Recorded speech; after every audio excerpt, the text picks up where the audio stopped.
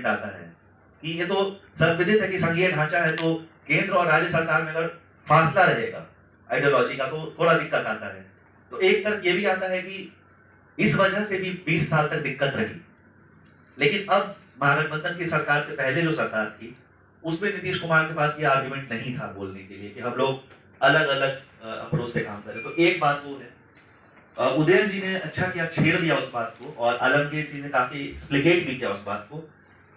वो भी एक नहीं आया डॉक्यूमेंट में, आना चाहिए कि जब हम उत्तर बिहार की बात करते हैं तो आप डिजास्टर सेंसिटिव डेवलपमेंट की ही बात कर सकते हैं, क्योंकि आपने प्राकृतिक इवेंट्स को आपदा बना दिया है। अब तो पीछे नहीं जा सकते, वो तो अब रोने से कुछ नहीं होगा कि तटबंध नहीं होने चाहिए, वो डिबेट 1937 में हो गया, अब तो उस पर जा नहीं सकते। बात ये है कि यहां से हम कैसे आगे बढ़े।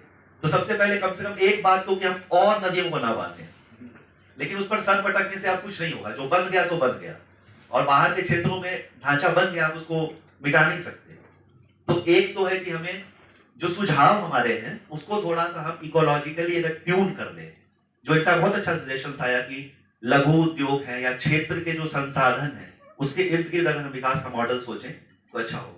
एक और छोटा सा डिस्कशन जो बिल्कुल ही नहीं आया अभी तक, वो ये है कि प्राइवेट सेक्टर की हमने बिल्कुल भी बात नहीं की है। लेकिन अगर हम देखें कि आंध्र प्रदेश, तेलंगाना, चंद्रबाबू नायडू ने जो किया, उन सब में ये है, या उन देशों को ले ले, कोरिया जापान को ले ले, इंडस्ट्रियलाइजेशन के प्रति ऐसा कुछ टैबू अप्रोच तो नहीं रख सकते हम लोग। जहां जिस तरह का उद्योग होगा, औद्योगिकरण के खिलाफ हम हो सकते हैं, उद्योग के खिलाफ नहीं हो सकते। तो उद्योग तमाम तरीके के हो सकते हैं, और राज्य जब तक निजी निवेश को बढ़ावा नहीं देगा उसके पास। और हाँ, इससे जुड़ा हुआ एक और पॉइंट है कि अभी तक पूरे चर्चा में कंस्ट्रेंट ऑफ रिसोर्स की तो बात आई ही नहीं है। कुछ ऐसा एक डिस्कशन चल पड़ा कि पॉलिसी एलीट निकम्मे हैं, वो काम नहीं कर रहे हैं, वो गलत नीतियां बना रहे हैं। उस बात में तथ्य है, उससे कोई इनकार नहीं कर सकता। लेकिन आप इस बात से भी इनकार नहीं कर सकते कि हमारे पास कितना रिसोर्स बेस है, हम उसी से काम कर सकते हैं। तो अगर हम एक्सपेंडिचर का सरकार को लेआउट देते हैं कि आप ऐसे खर्च करिए, ऐसी नीति बनाइए, तो हम इस बात का भी ध्यान रखना पड़ेगा, नहीं तो ये एक सेल्फ डिफीटिंग अप्रोच हो सकता है। हम राज्य को साथ साथ ये भी दिखाएं कि आपके पास संसाधन को बढ़ाने के क्या उपाय हो सकते हैं।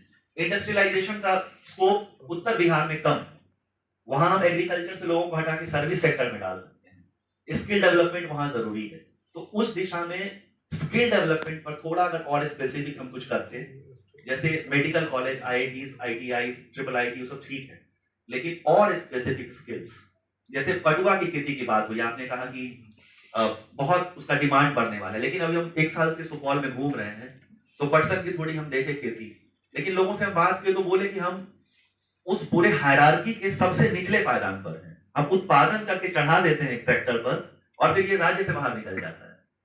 तो वैल्यू एडिशन हो रहा है हमारी चीजों में, लेकिन कहां पर हो रहा है?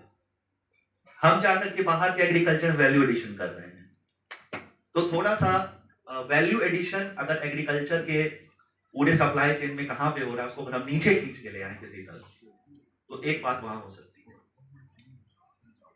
एक आखिरी शायद ये भी हो सकता है कि अगर हम, एक आखिरी पॉइंट है बस, कि बिहार का पूरा हम उद्भव और विकास देखें तो हम बिहार, बंगाल, उड़ीसा एक थे, फिर उससे बंगाल को अलग किया गया, फिर उड़ीसा को अलग किया गया, फिर बाद में जाकर के झारखंड अलग हुआ, और अब फेसबुक पे हम 3 महीने से नहीं है, लेकिन वहां पर देखते हैं कि हम लोग मिथिला राज की बात भी कर रहे हैं। तो आखिर हम ऐसे कब तक अलग होते रहेंगे?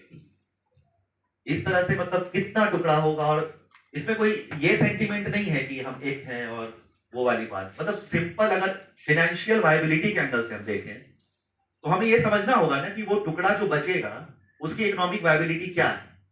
तो शायद एक सोच ये भी तो हो सकती है कि हम रीजनल डेवलपमेंट काउंसिल की भी थोड़ी बात करें, कि कोसी एरिया का एक, क्योंकि विकास का मॉडल उसका अलग होना ही पड़ेगा, उसमें तो कोई डिबेट नहीं है, चाहे सीमांचल हो चाहे ये एरिया हो। दक्षिण की बात जहां तक है, उसका इकोलॉजी भी तो अलग है ना, इकोलॉजी तो बिल्कुल अलग है, हिमालयन रिवर्स पेरेनल तो आती नहीं है वहां, तो वहां एक लैंड स्टेबल रहा है हमेशा से। तो रीजनल डेवलपमेंट काउंसिल, ताकि एक विशेष पैकेज के तहत, क्योंकि विशेष राज्य का दर्जा तो नीतीश कुमार भी नहीं मांग रहे थे काफी टाइम से, बीच में हल्ला करते थे, अब तो नहीं। वो सुविधा के अनुसार मांगा जाता है। हाँ, तो वो उनकी सुविधा को तो हम लोग उनकी सुविधा के हिसाब से अपने आप को नहीं लेंगे। तो ये 3-4 चीजें जो थोड़ी बहुत हमको समझ बनी है। अपने यहाँ पे ना